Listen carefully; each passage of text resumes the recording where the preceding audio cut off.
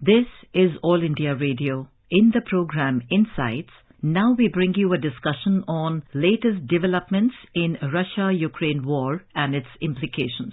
The participants are Ashok Sajjanhar, former diplomat, and Simran Sodhi, journalist. We are approaching the one-year anniversary of Russia's crisis with Ukraine. Ambassador Sajjanhar, when you look at this 1 year and you look at this conflict, how do you think, one, it has affected the world in general, and how do you see it playing out in the near future?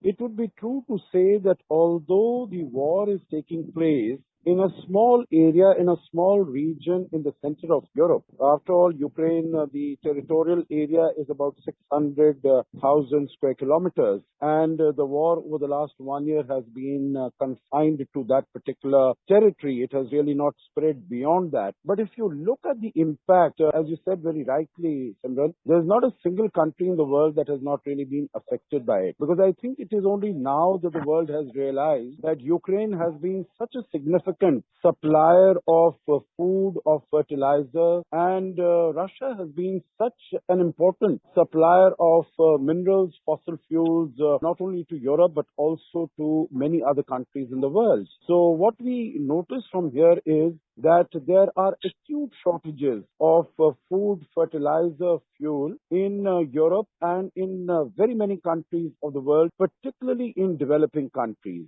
We also see that in addition to the shortages, there is also the galloping inflation that has seized many countries in the world. These countries, several of them have become very vulnerable to debts that they have taken. There is a huge disruption as far as the supply chains are concerned. So what we see that some of the issues that were high on the agenda of the global politics earlier, whether it was in terms of dealing with the climate change, dealing with terrorism, or achieving the sustainable development goals by 2030, that all those issues have really been pushed to the background, and we see the whole attention being focused on the Russia-Ukraine conflict. Now, your second question in terms of what the future portends. You have very correctly said that there was this totally unanticipated, unforeseen visit by the President of the United States, Joe Biden, to Kiev. 5-hour trip, meaning it is not shown of security concerns because the United States Army or Security Forces are not present in strength in Ukraine. So to inform the Russian establishment also that President Biden was going to be visiting Ukraine, and so no such untoward incident should take place. But still, it was not bereft of the security challenges. That having been said, his presence, the presence of President Joe Biden on the territory of Ukraine for 5 hours, after having taken an arduous 10-hour train journey from Poland to Kiev, I think it sent out a very clear message, which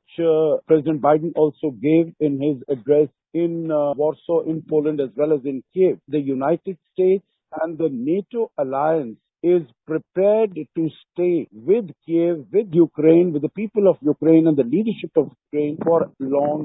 A strong message coming out of Moscow when President Putin delivered his State of the Nation address to his own people and to the world. So I think going forward, I do not see, at least in the short term, maybe things might change, but at least in the short term, I do not see much possibility of the two sides coming to the negotiating table. There's expected to be greater escalation in the conflict in very many regions on the eastern side of Ukraine, and maybe sometimes even in the rest of the territory, the central part of Ukraine and the west of Ukraine also. Master Sajjanhar, as you pointed out, we have the US President traveling all the way to Ukraine and making this show of strength. We also had the Russian President in his address where he actually blamed the West for escalating the conflict in Ukraine. One also sees hardening of positions on both sides. And as you pointed out, in the short run, one doesn't see any solution emerging out of it. Do you feel that this conflict is also going to lead to what what many are now fearing is that some sort of not really a nuclear war, but the introduction of nuclear weapons, because we also have the Russian president now is saying that they have suspended the treaty that they have had with the US for a very long time, the START treaty. How much of a concern is that for the global community that Russia has now pulled out of this treaty?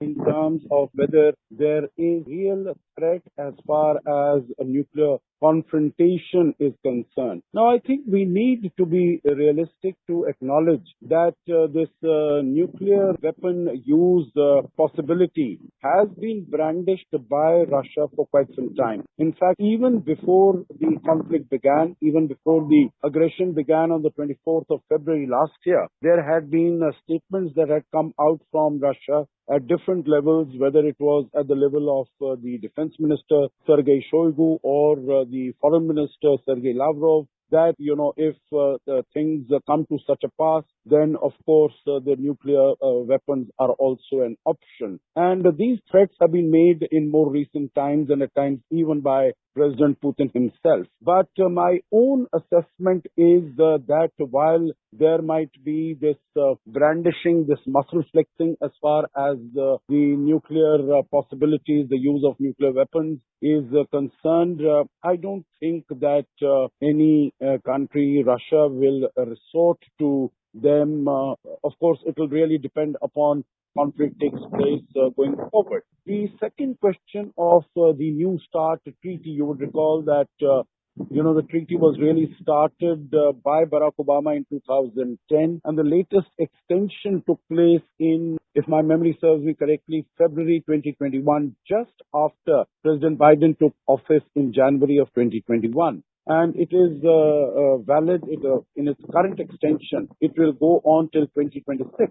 Now, what President Putin said in his State of the Nation address was that he was suspending the operationalization of the treaty. He was not abandoning it.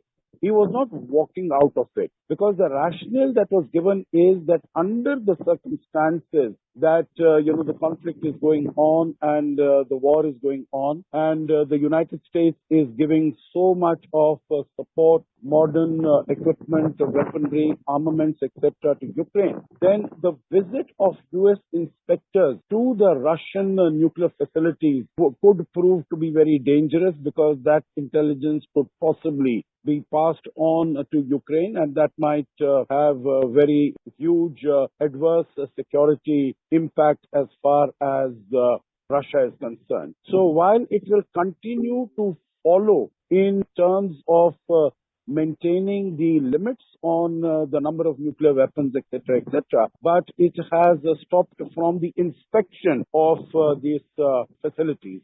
So it is a suspension, not an abrogation of the treaty, but still this was the last arms control treaty between the two sides. And so it's a matter of deep concern on the part of the United States and other countries in that area that Russia is not abiding by it totally. Mr. Sajjanar, we've seen a very interesting development of late, and that has been China's role, which seems to be getting more prominent in the crisis. We recently had the Chinese top diplomat in Russia, and he met Vladimir Putin. And Russia has also confirmed that Xi Jinping would soon be visiting Moscow. The visit is expected to take place in the following few months. And China has also, we have seen on the global stage, it is one country which has been backing Russia quite openly. There have been some suspicions that China might also be providing arms to Russia, even though these reports are not confirmed. How much do you think is at stake for China in this? The partnership between China and Russia increases, then it definitely, if the embrace gets even stronger and warmer, then it definitely is a matter of concern for India. Now, I think we can really examine China's role over the last 1 year when the war started, because initially China was quite taken aback, because I think, like rest of the world, it would have expected that when Russia attacks Ukraine, then it would be just a matter of days or a few weeks that it will emerge victorious. So I think the fact that Russia was not able to achieve its desired objectives, not within days, not within weeks, not within even months. I think that came as both surprise and possibly, if I could use the word, shock to China. So it was a little, I think, off keel, off balance. But of late, I think as far as its relations with the United States, China's relations with the United States have continued to deteriorate. So its movement towards Russia has increased. So on the 4th of February last year, you would recall, on the sidelines of the Winter Olympics, we saw both the countries professing a no-limit partnership. We did not hear about that so much in the succeeding months. But now, as you said very rightly, when Wang Yi, the former foreign minister of China, visited Russia, he said that the relations between the two countries are rock solid. And the fact that Xi Jinping is expected to visit Russia in the coming months is also an indication of the very strong support that China is providing to Russia. And so we can see that the nexus between Russia and China is growing stronger. And that, of course, would be a matter of considerable concern. And that is one of the aspects on which Russia has warned China that it should not supply armaments and weaponry to the Russian Federation. And that will be taken amiss in a very big way if China were to engage in such activities. So we'll really have to wait and see as to how things shape up in the coming weeks and months. But China's entry in the conflict in an active manner does not bode well for, either in terms of diplomacy and dialogue taking center stage as far as the conflict is concerned. Ambassador Srijan, India over the last 1 year has been very careful about its stand. Its stand has been very nuanced, and we have continued to maintain excellent relations with Russia, with Ukraine. And India is also increasingly being looked upon by the global community as a world player, as a global player who can maybe at some point step in and mediate, because India is in a unique position where we have this great relationship with both Russia and Ukraine. How do you feel that India plays out its cards as time goes on? You are very right, Simran, that India has excellent relations with the Russian Federation and also with the United States and countries of Europe. In fact, we have the German Chancellor coming to India over the next 2 days.